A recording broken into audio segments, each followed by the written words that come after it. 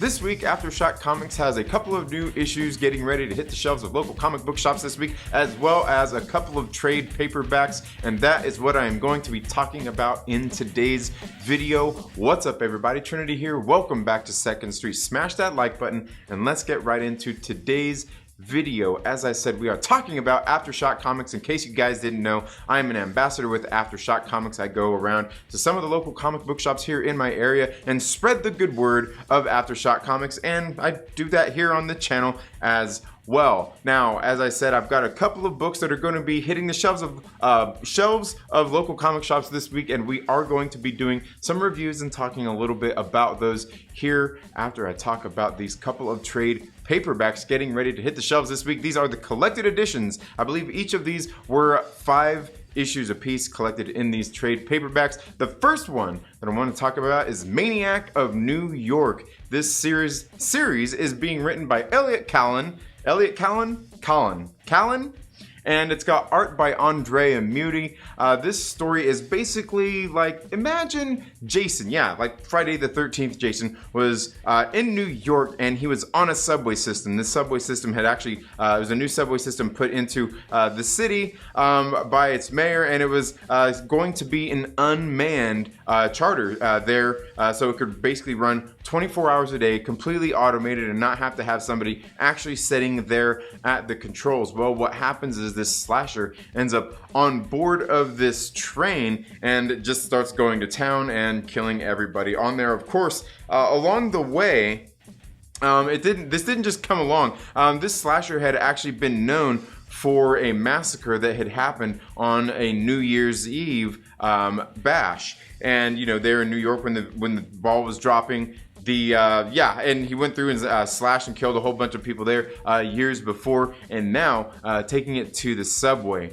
This series I thought was very good, and definitely one worth checking out if you like a good horror series, slasher kind of thing. And they are actually have this one slated for a second volume getting ready to come out later this year. Definitely one I would recommend if you're into those kind of things. The next trade paperback getting ready to hit the shelves this week is Nuclear Family.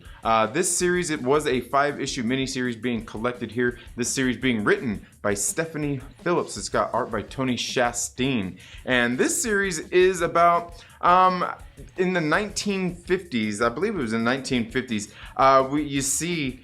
we get introduced to our main character who is there with his family, raising his family. He's got a son, a daughter, and his wife.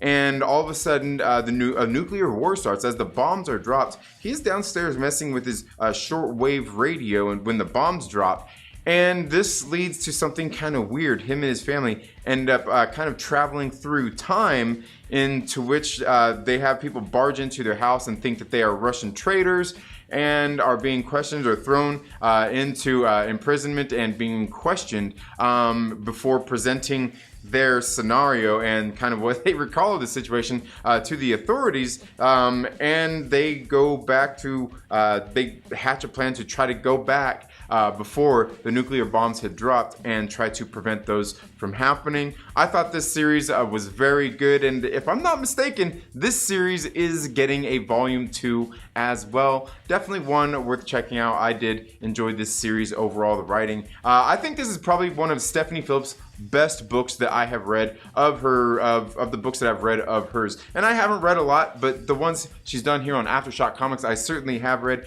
and again, I think this is the best of her work that I've seen to date. Definitely worth checking out. And that brings us to the new issues getting ready to hit the shelves of local comic book shops this week. The first series that we have here is called Cross to Bear. This is issue number 1. This book is being written by Marko Stojanovic. I'm sure I probably butchered that name, and it's got art by Sinisia Banovic. I'm sure I probably butchered that name as well. This book is kind of telling a story about Jack the Ripper meets the Wild West. He's being chased into the Wild West from our couple of characters that we meet here that are part of the Order. It looks like they are probably part of the Knights Templar, probably guarding, I don't know, they would be guarded. What are the Knights Templar guard? I don't know my history that well. I know it has to do with like some like religion and stuff like that, but it seems like we're also kind of talking about the Masons here as well. There's just some kind of crazy stuff going on in this book that they made reference to. It seemed like they were kind of talking about the Knights Templar, Jack the Ripper, and even maybe the Freemasons. Am I wrong about the Freemasons thing? I don't know. If you go check this book out, definitely make sure that you check it out and let me know down in the comments below. I thought this book was pretty good. The art in it was pretty good as well. And like I said, if you're into that kind of stuff, definitely worth checking out. The last book that I want to talk about this week is The Search for Who, issue number 2. This series being written by John Suey and Steve Orlando, and it's got art by Rubine. Is it Rubine or Rubine? I don't know. It's probably Rubine. Anyway, this one right here is about this main character, Aaron C. He returns home after being in the war in Afghanistan in 2015. He returns home and takes a job doing security, and his parents own a restaurant. Well, he comes to find out after his parents are gunned down in front of their restaurant that his mother is actually descendants to a couple of families that are at war in China. And so they ended up kind of getting caught up in this mix. It's a secret that she's kept for a long time. Well, now he actually has to go to China to try to smooth things over between these two warring factions of his family. And here in issue number 2, it seems like the heat is kind of picking up a little bit as we get ready to head into issue number 3. We do see our character getting to China and becoming a little bit more familiar with the extended sides of his family. Again, this is issue number 2. I really did enjoy the first issue. John Suey actually wrote one of my favorite books in Sarah and the Royal Stars over on Vault Comics. Definitely a series worth checking out. So that's one of the things that definitely drew me to this book and wanting to read this series, to check it out, especially if it's anything like that other series was. But so far in 2 issues, I have really enjoyed this one overall. Definitely a recommend if you're into the whole kind of family mafia drama kind of stuff. Definitely one that you might want to check out, and I'm sure somewhere in there we're going to get one of those good kind of AfterShock twists, something that we kind of come to know and love about AfterShock Comics, something you do when you read dangerously. But that's all I've got for today's video, folks. Thank you all so much for tuning in to the 2nd Street Marvel. Now make sure that you head out to your local comic book shop and check out a couple of these new titles getting ready to hit the shelves this week.